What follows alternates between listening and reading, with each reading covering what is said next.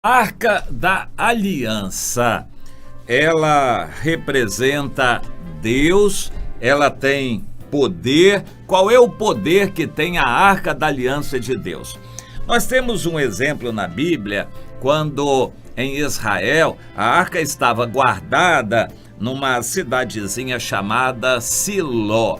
Naquela cidadezinha, era muito pequena, estava o tabernáculo e o sacerdote Eli era sumo sacerdote que ministrava ali. Mas já pouca gente ia até Siló celebrar as festas do Senhor. O sacerdote Eli tinha 2 filhos sacerdotes, Ofni e Finéias, que davam um péssimo testemunho. Ou seja, a religião estava bem diminuída, pouca gente ia buscar a Deus e o sacerdote não fazia por onde honrar a Deus, e os filhos estavam seguindo um caminho totalmente tortuoso, um caminho pecaminoso. Eles estavam despertando a ira de Deus. A Bíblia diz que Deus queria matar aqueles 2 filhos do sacerdote Eli. E de fato, depois isto aconteceu. Mas não sem Deus avisar. Deus sempre alertou, avisou, mandou profecias. Deus quer sempre nos alertar. Minha irmã, se algo ruim vai acontecer a você, da parte de Deus, pode ter certeza que Deus já está alertando você antes disto. Por exemplo, eu sei que Deus é misericordioso para com todos os seus filhos. Então, se Deus está exortando você, minha irmã, se Deus está falando com você, meu irmão, é para você ir se consertando. Se você não se consertar diante de Deus, depois de esgotadas as oportunidades que Ele está dando, então Ele vai agir, vai dar uma palmada, vai bater mais forte e, por fim, vai dar uma dor muito grande. Em Israel, Deus já tinha dado muitas oportunidades e Ele agora daria um susto muito forte. E foi o que aconteceu. Deus permitiu que os filisteus viessem e fizessem guerra contra Israel, vencessem Israel e tomassem a Arca da Aliança. Eles vieram, destruíram a cidade de Siló, botaram fogo no tabernáculo, levaram o que podiam levar, inclusive a arca. Os outros objetos do tabernáculo que eles levaram devem ter derretido e, enfim, utilizaram para eles. Somente a arca foi preservada por uma razão muito simples. Os filisteus acreditavam no poder sobrenatural da arca. A Arca da Aliança, que era um caixote, um caixotão, digamos, de 1,5 metro de comprimento, não era tão grande assim, 1,5 metro de comprimento, todo coberto de ouro, que tinha uma bandeja em cima chamada propiciatório, ornada, enfeitada com arte, e 2 anjos, assim, não por completo, mas o busto de anjos, chamados querubins, que estavam assim aos lados, nas extremidades daquela arca, como que para tomar conta dela. Aquela arca foi levada, foi tomada pelos filisteus. Isso trouxe uma decepção muito grande. Mas a maneira como a arca foi tomada nos ensina muito. Israel estava sem rumo, andando no pecado e foi para a guerra. Quando o cristão vai para a guerra em pecado, é um convite à derrota, porque até o diabo sabe que o cristão está em pecado. Quando você vai pedir um emprego, quando você vai resolver um problema, quando você vai acertar uma dívida com a vida em pecado, Até o diabo sabe, porque ele é o acusador, ele sabe e ele vai prejudicar você e vai ter de Deus a oportunidade, a permissão para perturbar a sua vida e até derrotar você. O cristão muitas vezes é derrotado por Satanás. O cristão muitas vezes é derrotado por Satanás com a permissão de Deus. Satanás é então um instrumento que Deus usa para castigar e disciplinar o seu povo. Deus cuida do seu povo, mas disciplina também, principalmente quando o povo se afasta, se envereda pelos caminhos de pecado. E foi o que aconteceu em Israel naquela época. O povo estava muito mal, longe de Deus, em pecado, e Deus permitiu que os filisteus fizessem guerra. A guerra que os filisteus faziam era certamente uma guerra por interesse. Claro, eles atacavam, venciam os israelitas e tomavam o despojo para si. Eles levavam objetos vários, eles levavam prata e ouro, tudo que tinha valor e principalmente gado também. Eles levavam isso como despojo e era muito bom. O despojo sempre foi almejado pelas gerações passadas, o despojo de guerra.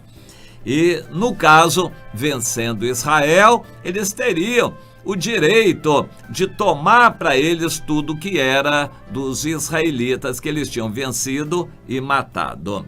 Já com relação ao tabernáculo, eles botaram fogo e levaram o que podiam, inclusive a arca. A arca foi colocada lá num santuário do deus filisteu. E Deus agiu, vencendo aquele demônio que tomava conta daquele templo e que se fazia passar por Deus. Aquele Dagon era um demônio que se fazia passar por Deus, enganando os filisteus. Os filisteus tinham então o Dagon como Deus deles, e Deus quis mostrar que ele é superior ao Dagon. A arca não pôde ser tocada. Se ela fosse tocada, quem a tocasse morreria. Ela deve ter sido carregada com os varais, mas ela não podia ser tocada. Os varais passavam pelas argolas que estavam nos cantos, nas extremidades da arca. A arca em si não poderia ser tocada por ninguém. Quem tocasse morreria. E depois foi verificado que até mesmo quem olhasse para dentro da arca morreria também. A arca da aliança de Deus trouxe terror na cidade dos filisteus. Em todas as cidades por onde ela passava, muita gente morria e outros ficavam enfermos. O terror tomou conta dos filisteus e eles ficaram sabendo exatamente que era por causa da arca da aliança de Deus com eles. Pensaram em utilizar a arca a seu favor, não adiantou, porque Deus não era um Deus de amuletos, um Deus de imagens. Deus não estava dentro da arca. A arca representava Deus, mas Deus não estava dentro da arca. Os filisteus pensaram que levando a arca, eles levariam Deus com eles e eles estariam abençoados por Deus daquela maneira. Não foi o que aconteceu. Muitos crentes pensam que pelo fato de ter uma Bíblia aberta na sala de sua casa, que vão atrair as bênçãos de Deus para isto. Não, não e não. O lugar de abrir a Bíblia não é na sala de sua casa, é no seu coração. É guardar a palavra de Deus no seu coração para não pecar contra ele. Amém? Isto é o que a Bíblia nos ensina. Deus não quer que a palavra dele fique enfeitando casas. Hoje, há edições da Bíblia lindas, maravilhosas, enfeitadas, coloridas. O poder está na palavra de Deus, que deve ser guardada no coração. para que a pessoa não peque contra Deus. A arca representava Deus, mas a arca não continha Deus dentro dela. Os filisteus tiveram que aprender isso a duras penas, ou seja, à custa de muitas mortes, até que eles entenderam: não adianta ter a arca de Deus sem ter Deus conosco. Vamos devolver a arca e pelo menos ficar livres dessa mortandade toda que está nos assolando. Hoje, no meio evangélico, existe muita gente que pensa que pelo fato de levar o nome de evangélicos, eles vão ter bênção. Pelo fato de carregarem a Bíblia, eles vão ser abençoados. Muitos pensam que pelo fato de construir um templo, uma grande catedral, que isso vai ser importante, vai atrair a bênção de Deus. Não, não e não. É o próprio Deus ou nada. Coisa nenhuma substitui Deus. Deus não quer idolatria, não quer objeto nenhum. E hoje existe gente fazendo campanha, sal grosso, campanha do mal olhado, campanha da sexta-feira não sei o que lá. Existe muita gente com crendice no meio evangélico. Deus é espírito e importa que os seus adoradores o adorem em espírito e em verdade. Aprenda isso, minha irmã.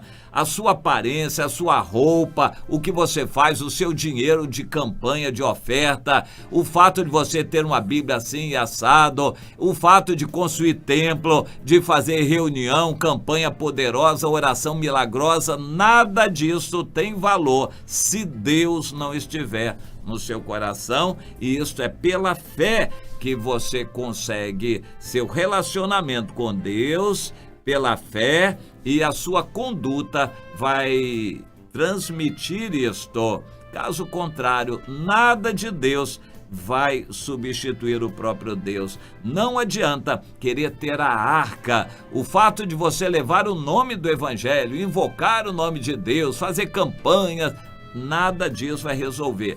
Não adianta botar versículos no seu carro, na sua casa.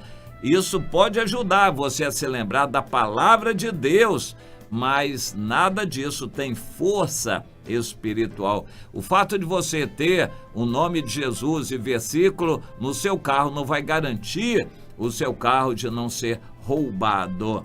Entenda isto. A arca é simbolizada aqui, ou simboliza qualquer coisa que podemos ter para lembrar a Deus, mas nada disso substitui Deus, que é Espírito e que quer habitar em nós pelo Espírito Santo. E se não for assim, nada mais vai adiantar. Nada de religiosidade vai substituir Deus. Nada de igreja, nada de religiosidade vai substituir o seu relacionamento com Deus. Você pode ir 500 vezes à igreja, a campanha, a reunião disso, a oração maravilhosa, ou subir um monte. Nada disso vai mudar se você não tiver um relacionamento íntimo com Deus pelo Espírito Santo dentro de você. Isso só vai acontecer se você se santificar, se consagrar a Deus. Entenda isto: nenhum amuleto, nenhum objeto, nenhuma arca de aliança vai substituir o próprio Deus, que é Espírito e que quer habitar em você pelo Espírito Santo dentro de você, se você se consertar com Ele, se você se santificar para Ele. Se não se santificar, não verá a Deus. Entenda isso, meu irmão, minha irmã.